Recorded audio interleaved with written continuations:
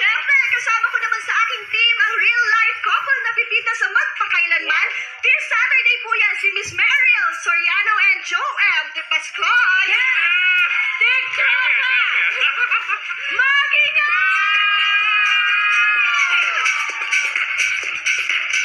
Eto na nga po, dahil first time ni Meryl dito sa TikTok. Yes, totoo yan. Welcome, Meme. Maraming salamat. At kaya naman siya ang iaari natin kayong ipa-vlog, di ba? May episode kayo ng Yes. PK. Go. Yes.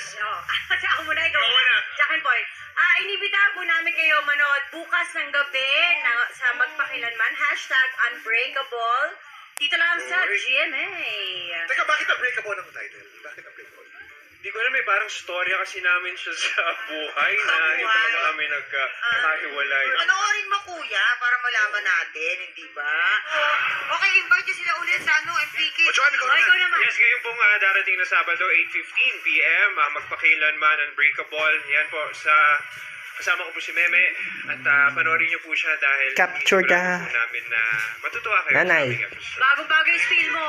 At saka first time namin magkasama sa First time namin magkasama.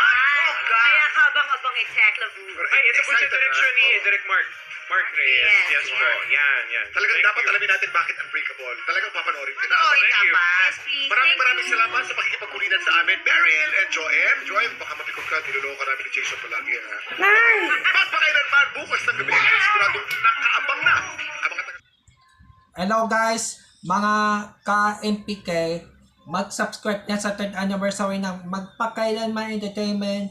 I-click natin yung subscribe channel, i-like sa Facebook page, i-tweet sa Twitter, i-follow lang sa Instagram, at mga social ng mga media accounts. Maraming salamat po mga ka-Magpakailanman.